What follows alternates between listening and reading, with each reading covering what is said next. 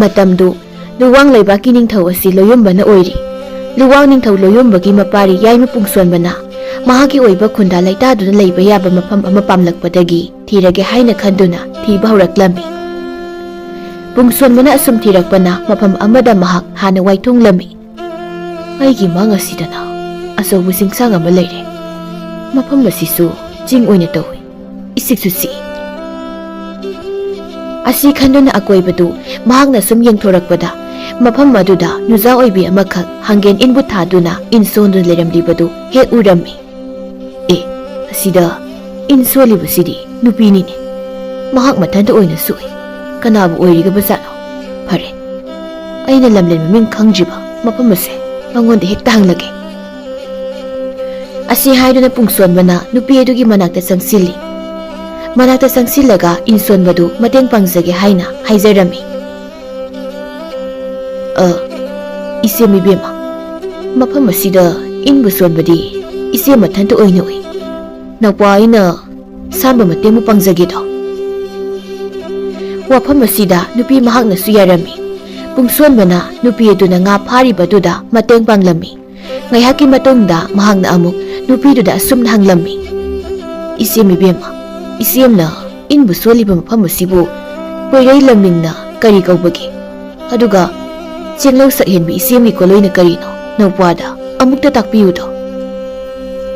Nupi aduna mahakna hanglibadubu maming mata haidokte kona nupaduna chatlamdaida oina hairage haina khallammi mahakna sumna oina wa hanglammi ipwa nusiba ipwana mafam asida lakpabu karigino kari maram leibage isem aigi iyamba amadi inaw makhoi anidi ipa panthaugi leipakta lehawri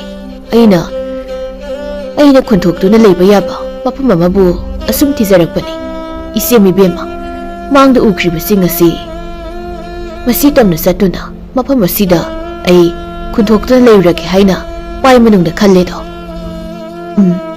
mangda uribasing asida nangna khunthokta leiruba yagani adubune idu ibwa nangdi pangan yamna sona uri do nangdi loibi singjau kaba ngamkhiroi aduna numit kharadi isemgi yumda leithakho isemna nangbo samba pangal hapige Pungsonba masemna haribadu yarage haina khalami numit khara amadi masemgi de leirage ningli hoi phareje korong numit singbu humni di isemgi nakta nakwa I leijarage aduni dana ipwadi nasemna haibe inbani matang asida masemna madu makwa mabu yenglaga hai isemgi ipwanu siba nasidi nasemna ipwagi mafamda pakhong amabu sangedo pakhong ase nangna keko phonggadabani hoise nakwa ina soidina phongzage pakhong adubu sanbiro ise salage ko munna taruna khambi megi maisada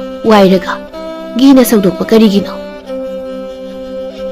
asum haina nupiduna pakhong chalami pungsonba pakhong adu phongge khali adubu hekta phongbudi ngamde mahak wakhal muna tawrami asumna numidangi matam oisilaklabada Masil mokwa anidu numidangi sak adu tokle. Charai ahanba leitabagi phamjawa duda masil mokwa anidu punna hipminaba tare. Nupi aduna asumna hana haijai. Isemgi pungsonba nasem oibiedi mafam asida ithanta leibani. Aduna phamjaw ani suna su leite do nangbu nasemaiga punna hipminabada hangoibrane. Kari wanu reise. Masemga puna hipminababu hangwai haibrane ichemna khangningduna duk hangbanida asumna ahinga duma phamjawa duda masil mokwa anido hipminari asumna mathangi nini suba numit aduda su hojingkre matam asida pungsonbagi wakhal adudagi machemna magi maphamna chanbiki pakhong adubu keko phongnaba wakhal munadi khanjai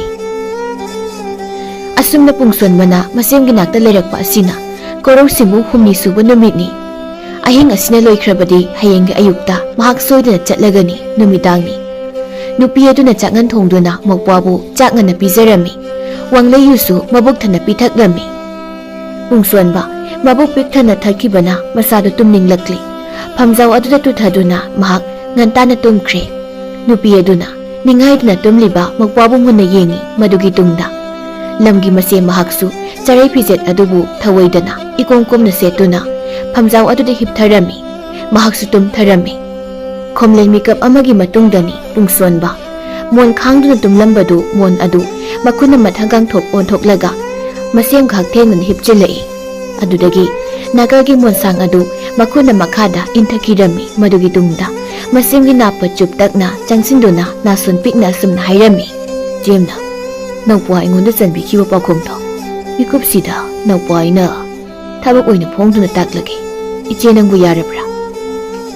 Hana no one to the later but Machimnasu, Mokwagi Wapamaduda, Hoi Haina Yarami, Masidagi, Masimgi no won't be Makutna, Mokwagi Masada Marei.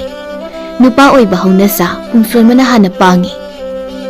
Manung Tonga, Parena, Saikong Taitet Minari, Singeleka Seta Minari, Lerang Lechin Minari, Asumna, Ayim Chupaduma, Mitseng Kangnaduna, Nura Kutay Maitainana, Jomlang Kaubi Oiduna, Inung Adudalan Hongnari. Asumna, Masim Sankiwa Paukong, Kambi Meki Maisada, Wairagi na Saudopa Dubu, Tabak Oina Keku Pong Kirami. Matangi Ayukni, Pungswan Mikap Tuglay. Mahang na Mikap Tulakbada, Masim Oyun Mahak Tileramji. Ahing aduda Oiki Matawa Dubu, Mingsing Laga, Matanda Ikaibadi Pause, Adubu, Mahak na Mapamadu Laibagi, Numitsuki Wana. Mapamadu de Gitchalage Haina Ninduna, Mahak Toglay. Mapala Dudana, Lamgi Machi Aduna Layrami, Masiam na Mokpa Mana Toglakpa Dubu Uradun Haire. Isimgi Ipanu Siba, Nang Mutchalage Hairibro. Hoiche, Nokwa Ay, Amuchasarage. Nang Nasa Chingaita, Ichi, Nang Mone Wapamkara Haiki Yego.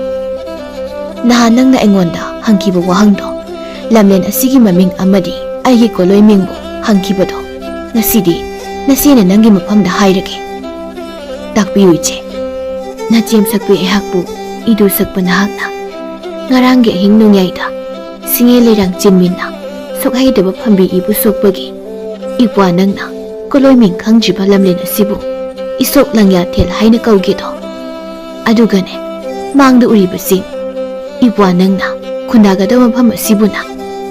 Chingpa Utong Pukpi Kaubanido.